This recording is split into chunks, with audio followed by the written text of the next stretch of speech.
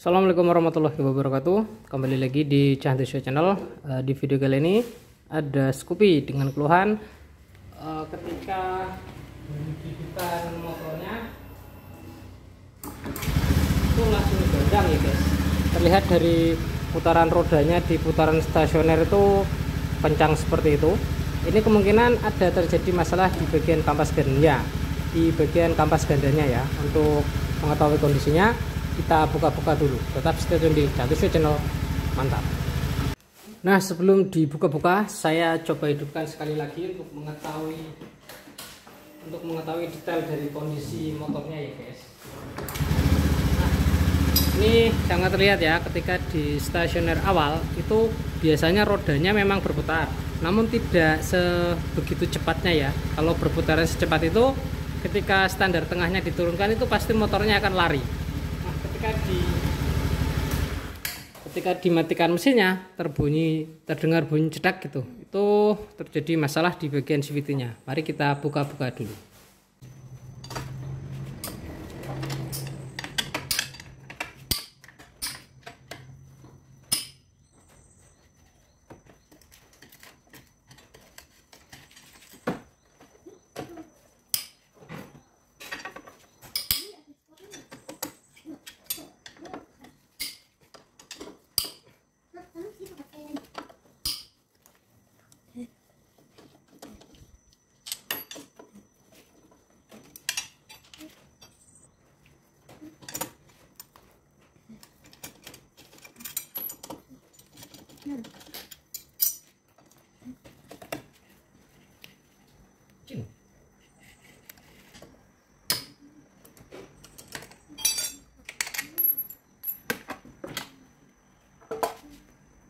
Nah, seperti inilah kondisi CVT-nya ya. Setelah saya buka, saya lihat dan saya cek ini, ketika saya putar rodanya ini memang seret ya. Seret sekali dan terdengar bunyi cetak di bagian kampas gandanya. Ketika maju ini ringan. Nah, ketika dihentikan beberapa saat kayak gini, ini berat sekali rodanya ketika diputar. Ini langsung saya buka dulu untuk pulinya. Saya buka dulu ya guys, untuk puli belakangnya.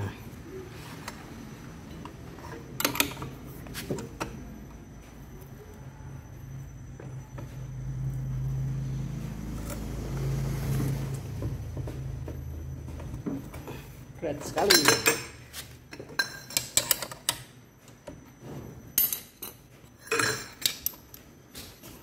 Tidak bisa diputar rodanya.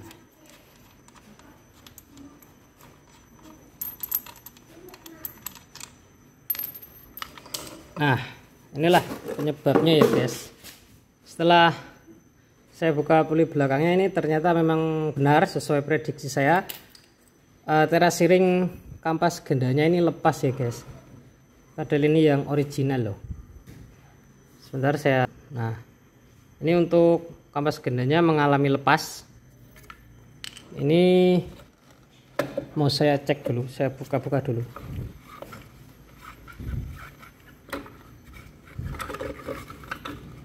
Panas karena habis dibuat jalan.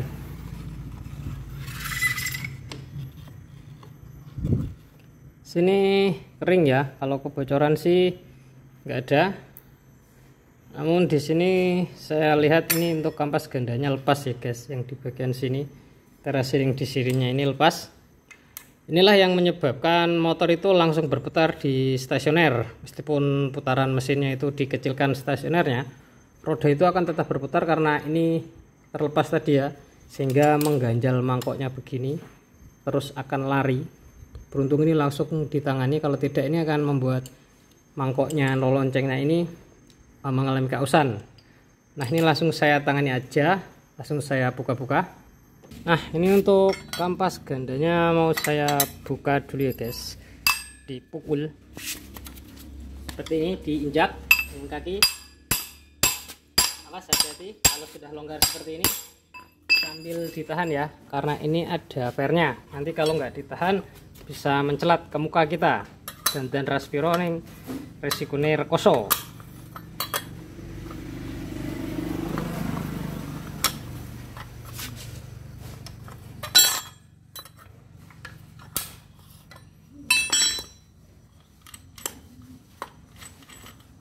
Nah, inilah kondisi dari kampas gandanya ya guys. Ini ori loh dari bawaan motornya, meskipun ini masih tebal ya kondisinya. Sini terlihat untuk teras sharingnya ini masih tebal dan masih bagus. Namun karena di sininya lepas, jadi ya nggak bisa dipakai. Ini meskipun diakali dikasih lem pun pasti akan lepas. Logikanya karena lem bawaan pabrik aja bisa lepas, apalagi dengan lem-lem biasa. Dan untuk kotoran-kotoran yang di sini nih tidak ada masalah ya guys. Ini saya cek untuk bagian persivity-nya masih bagus dan kering. Ini memang saya berikan ganjalan untuk persivity-nya untuk menaikkan torsi atasnya di motor ini. Ini cukup dilap-lap aja, dibersihkan. Solusinya ini bisa diganti kampasnya aja. Kalau yang orisinal di merek Honda tipe K44 atau yang untuk kegunaan motor scoop itu harganya sekitar 170.000 ya. Itu pun cuma dapat kampasnya aja, tidak sama dudukannya. Nah, kali ini alternatifnya saya gunakan dari merek Suzuki atau punyanya Suzuki Next. Saatnya Suzuki bersuara di motor Honda. Ini sama persis ya guys, harganya pun lebih murah.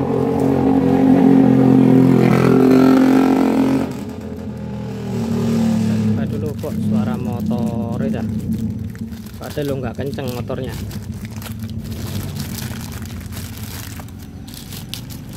Nah, ini saya buka ya guys, ini dari Suzuki. Ini harganya 100 ribuan, lebih murah dari yang ini.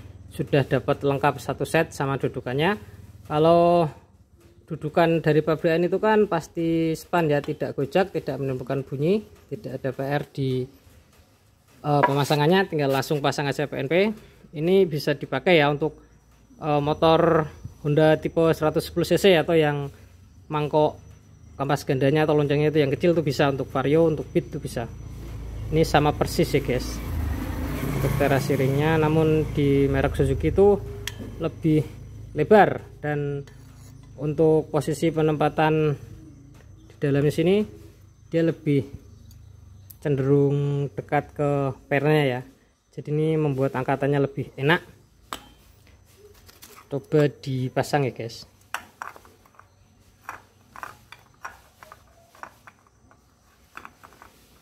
Nah, ini bisa PNP plug, enak ya, langsung dipasang-pasang aja, nggak usah lama-lama. Sebelum dipasang untuk kampas gandanya yang baru ini ya guys, dicek dulu untuk bagian poli belakangnya ini apakah ada kebocoran bagian sealnya, karena sekalian kerja sekalian dibuka ya guys. Ini ketika saya cek di bagian poli belakangnya ini tidak ada kotoran yang basah, ini hanya ada sedikit kotoran seperti ini. Ini sudah mulai basah ya guys, namun belum terlalu parah, jadi saya biarkan aja. Ini masih bisa dipakai ya guys. Sini ada o-ringnya ya guys di dalam sini. Ketika sempat melakukan service CVT, jika ini bocor ini akan melebar ke sini dan membuat fibelnya slip. Nah, karena ini belum basah, ya udah saya bersihkan aja, langsung saya pasang-pasang. Bersihnya tuh kalau bisa pakai lap yang bersih, atau kalau enggak pakai tisu seperti ini ya. Bersihkan sampai bersih. Nah, lanjut dipasang untuk kampas ganda yang barunya. Bersihkan dulu ya bagian atasnya, kalau bisa sih diamplas tipis-tipis untuk menghilangkan kotoran yang hitam-hitam ini ya. Namun ini langsung saya pasang aja karena baru ya, insya Allah aman. Jangan lupa pernya dimasukkan. Ganjal ini tidak saya buang, karena meskipun bagaimanapun torsi atasnya masih saya butuhkan.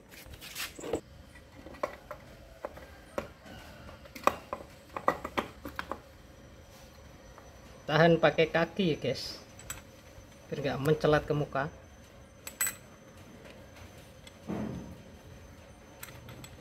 Pastikan ini bisa masuk dengan lancar, tidak bengkok. Kalau bengkok ini akan membuat slack. Nah, setelah begini bisa dilepas, diinjak lagi untuk memastikan bocah ini tidak miring. tandanya diputar ini ringan. Nah, ketika sudah berat baru menggunakan kunci. Ini sudah pakai tekan-tekan, pukul aja, aman.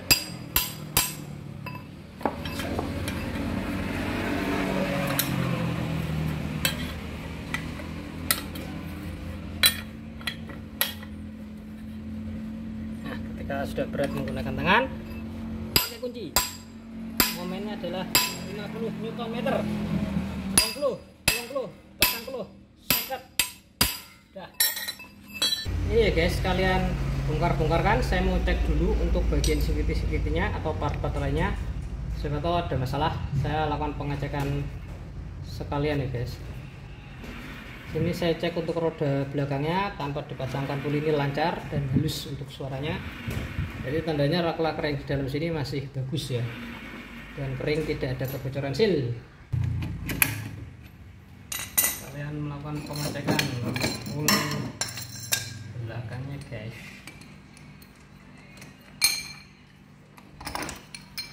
Nah, untuk kondisi kipasnya sih masih bagus gitu. Detailnya pun bagus, belum ada keretakan. Kita cek untuk bagian casingnya dan rollernya. Ini untuk pusletnya atau slider pitchnya masih kencang ya guys, dan untuk jaraknya ini juga memang agak sedikit oblak sih, tapi belum ada bunyi yang kotak-kotak ketika turun gas, jadi saya tidak apa-apakan, langsung saya bersihkan aja lalu saya pasang kembali. Dan harus cukup dibersihkan aja ya guys, bersihkan pakai lap yang bersih atau pakai tisu. Saya sih ini menggunakan tisu ya.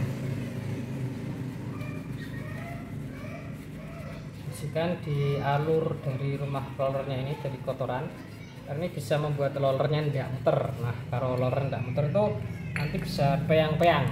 Kalau sudah peyang-peyang itu kan bunyi kotak-kotak.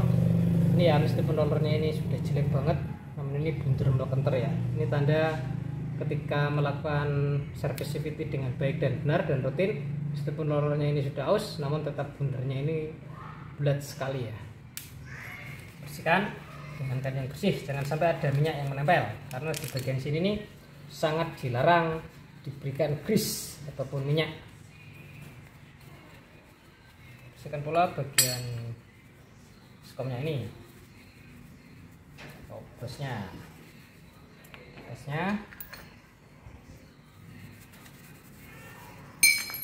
udah, lalu dirakit kembali. Nah, sebelum dirakit jangan lupa ya guys, untuk bagian busnya ini berikan pelumasan sedikit saja sini dan dikatakan untuk memperlancar pergerakannya supaya mengawetkan untuk rollernya dan persletnya supaya tidak cepat rusak. Dimasukkan ke sini. Nah, sini tujuannya untuk memperlancar pergerakan ini ya guys. Jika terlalu banyak ini bisa dilap supaya tidak meremen ke bel. Dan untuk kampas gandanya diamplas tipis-tipis untuk menghilangkan kotoran yang ada di bagian mangkoknya. Nah, sudah diamplas, dilap, lalu dipasang-pasang.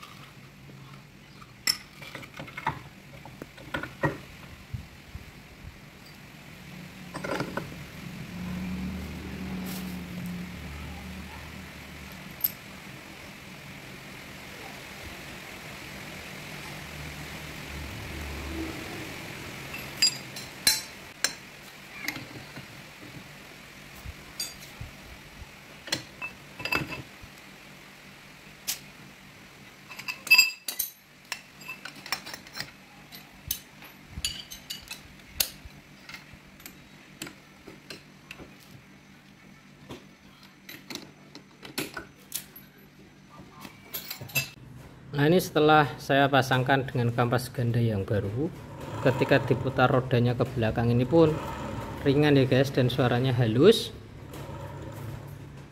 Dan ketika dihidupkan mesinnya itu rodanya tidak langsung berputar bandang seperti yang tadi ya guys, ketika kampas gandanya masih bermasalah. Nah, dengan demikian masalahnya ini sudah ketemu, yaitu kampas gandanya tadi yang terasiringnya itu lepas. Masalahnya tuh ada di sini ya guys. Tadi saya matikan dulu mesinnya. Penyebab dari roda yang langsung berputar cepat atau lari meskipun belum digas itu, ternyata masalahnya itu ada di sini ya guys. Terasiringnya dari kampas ganda ini yang sudah lepas. Setelah dilakukan pergantian pun motor sudah kembali normal dan untuk suaranya pun halus. Nah, demikian video kali ini, cara untuk mengatasi motor matic yang lari sendiri tanpa dilakukan pengegasan atau rodanya berputar dengan cepat meskipun tidak digas. Semoga videonya bermanfaat. Jangan lupa like dan subscribe Cantik Show Channel, share video ini supaya ilmunya semakin bermanfaat bagi orang banyak. Cantik Show Channel, mantap.